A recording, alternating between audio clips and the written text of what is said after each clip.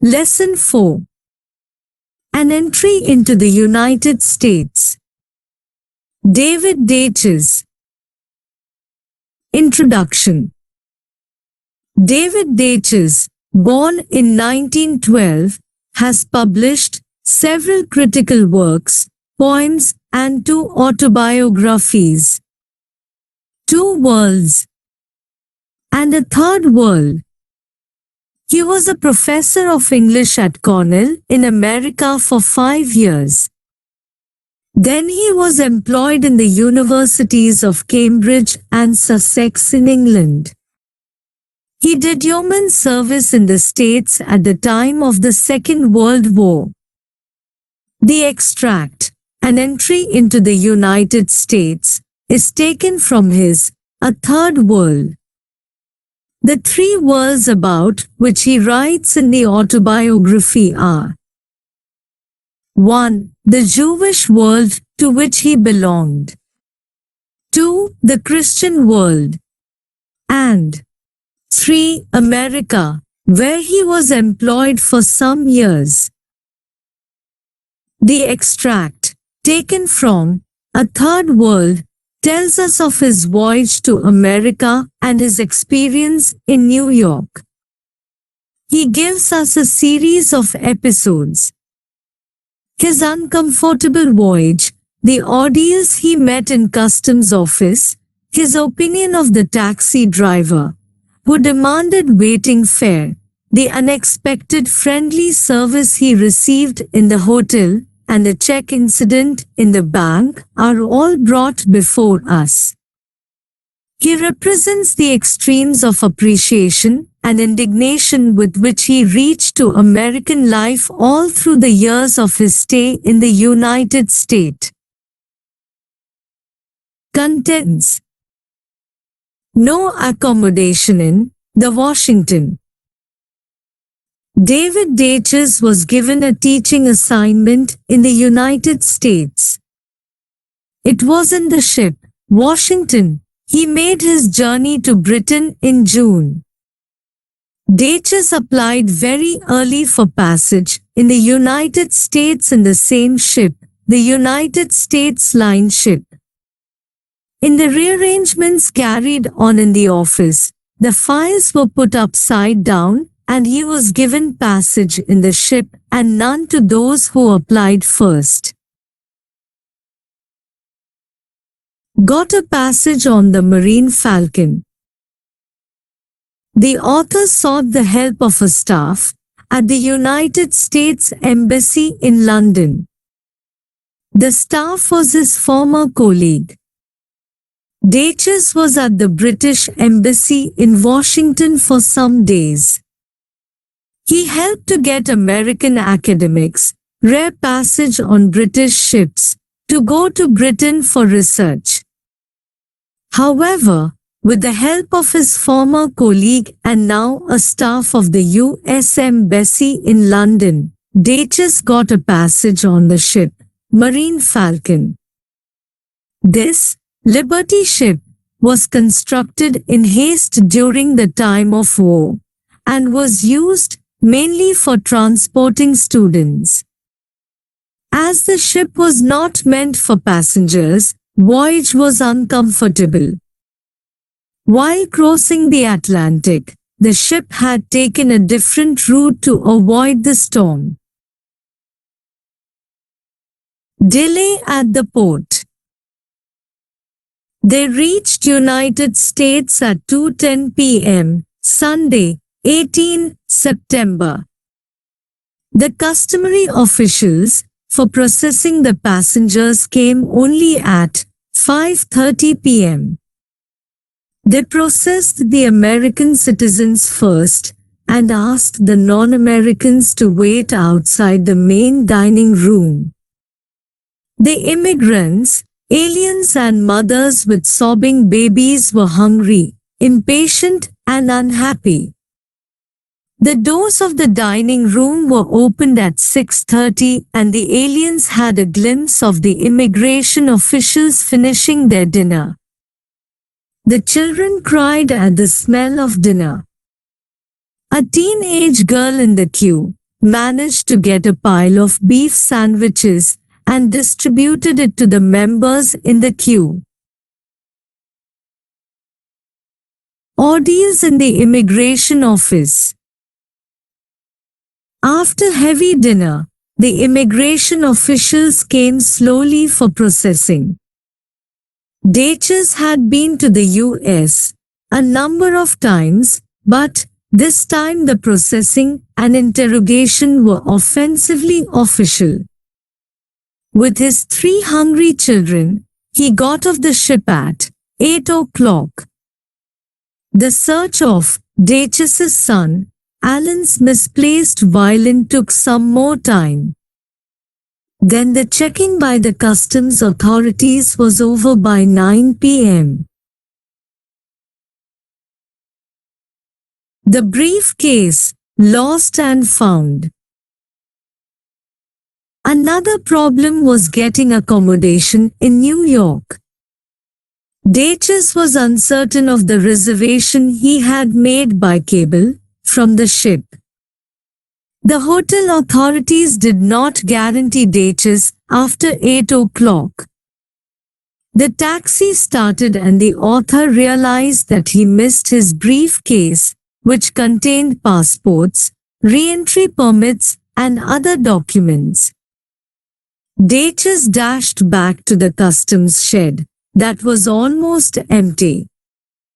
He inquired every officer he encountered but got only negative answer.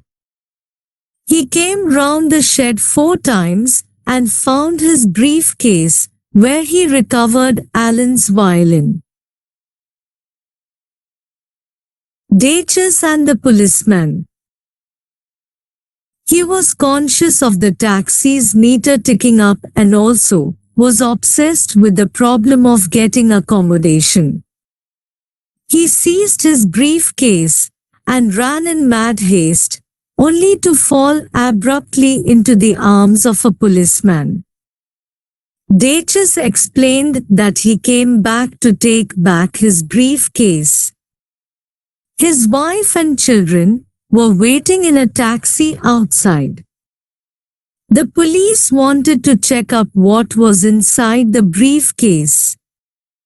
Before Daiches showed the documents, the police snatched the briefcase and took him to a room. The police checking his briefcase.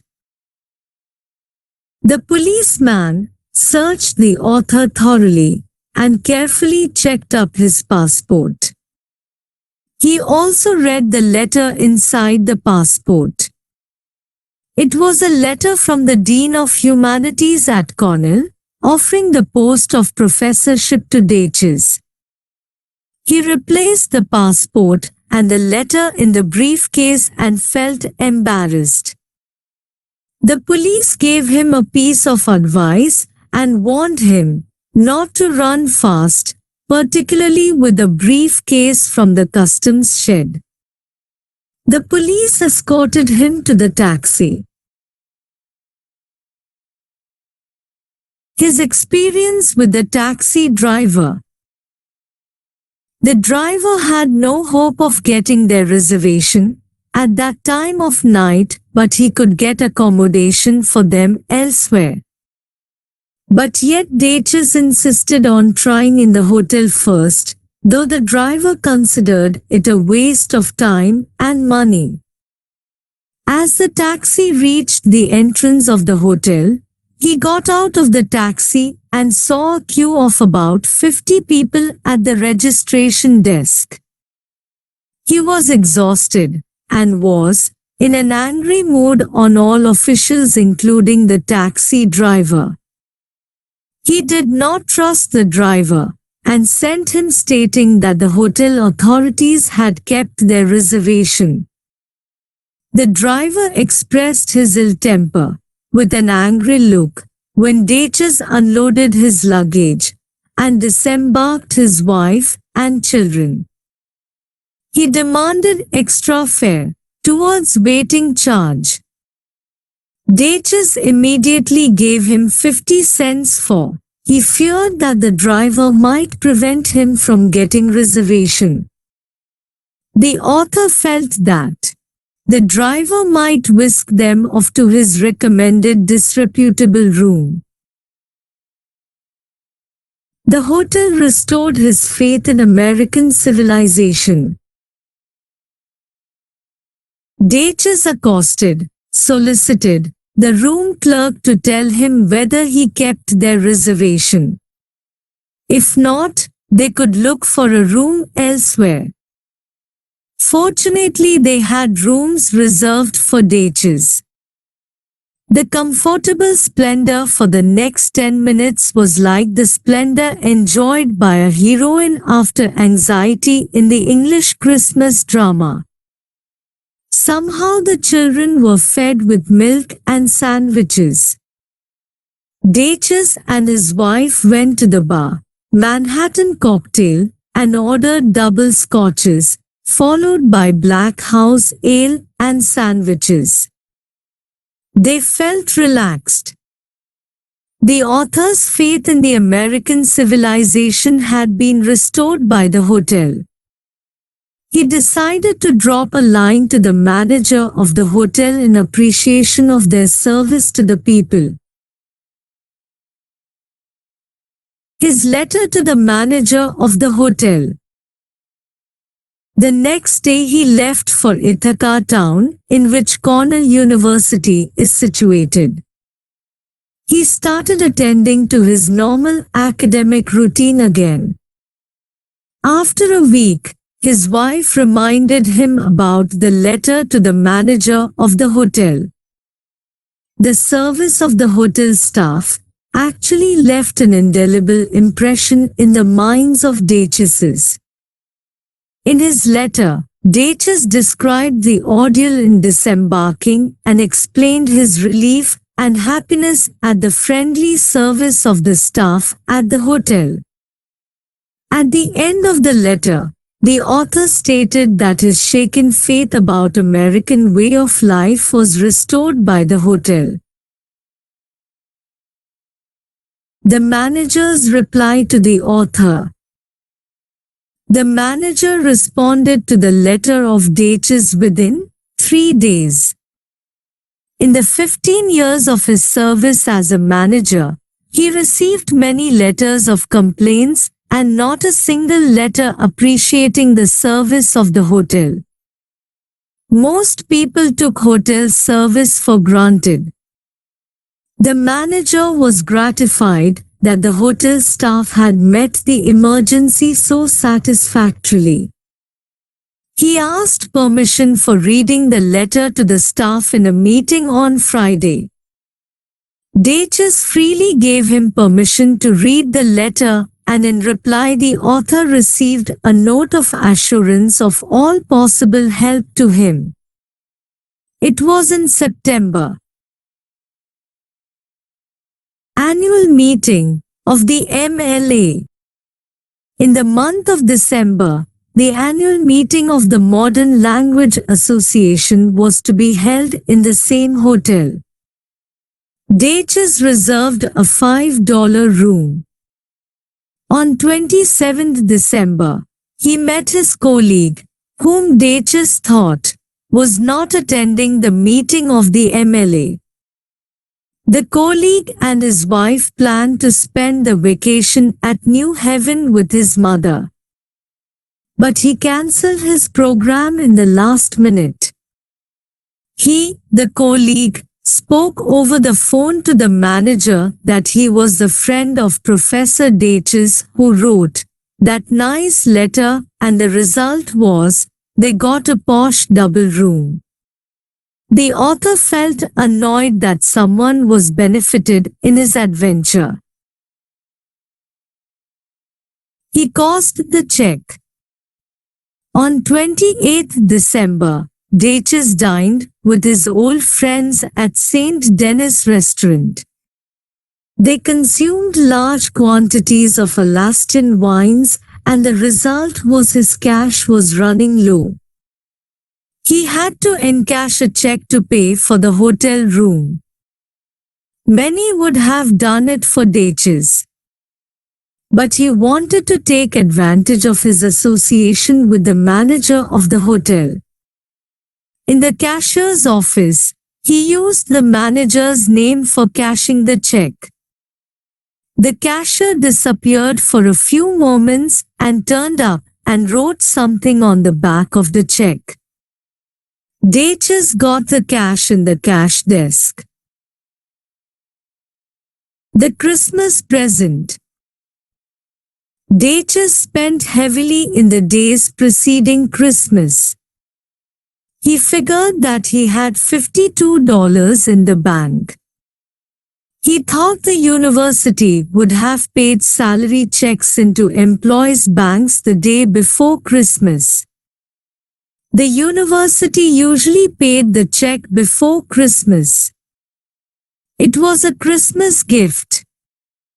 But the normal practice was that the check was paid on the last day of the month. In the Christmas month, the custom was not followed. The bank manager shattered Daiches' faith in American civilization. On 2nd January, Daiches received a telegram that the $50 check was dishonored. His salary check was credited on the afternoon of 31st December, whereas his $50 check was dishonored on the same forenoon. Daiches had $49.02 in his account. To Daiches, it was not a gentlemanly behavior to bounce a check of a man just for 98 cents. The bank manager also knew that the author's salary check was due at any moment. This could not have happened in Britain. When Daiches was in Oxford, he unintentionally overdropped from banks, but his check never bounced. His faith restored again. Daiches was much disturbed and irritated about the check incident. He wanted to send a telegram that his faith in American civilization restored by the hotel manager was shattered by the bank manager. Daiches' dictation of the telegram was long, and the Western Union girl was polite and kind to suggest just check good, redeposit. Daiches' faith in America was again restored. Conclusion. Daiches jotted down his experience in the USA then and there, and later on published the episodes. From the episodes in the essay, it's clear that he represents the extremes of appreciation and indignation with which he reacted to American life. When Daiches settled in Ithaca, they understood its history, its society, its faults and its virtues. Now and then, either Daiches or his wife was provoked by the American way of life. They did not want to become Americans, but they developed a liking for many things in America. Though they sometimes abused the Americans for their way of life, they never allowed others to abuse the Americans. Summary. David Daiches receives a teaching assignment from the United States and leaves to America by ship. He narrates his journey by ship and how he was ill-treated by the immigration officials and how carelessly they lost his bag, which was later found. He then narrates the rushed-up drive to his hotel and how he was charged extra by the cab driver. However, the author heaved a sigh of relief in the hotel because he enjoyed good service and hospitality there. His faith in the American civilization was restored by the hotel manager who made him comfortable. The author shows how he could cash his check within minutes at the cash desk of the hotel because of his association with the manager. Daiches also describes how his check was turned down by the bank due to low money in his account, and how later he got his check redeposited at the bank. When one goes through the essay, one can find both extremes of the American way of life. Thank you for watching. If you found this video helpful, please like, subscribe and share.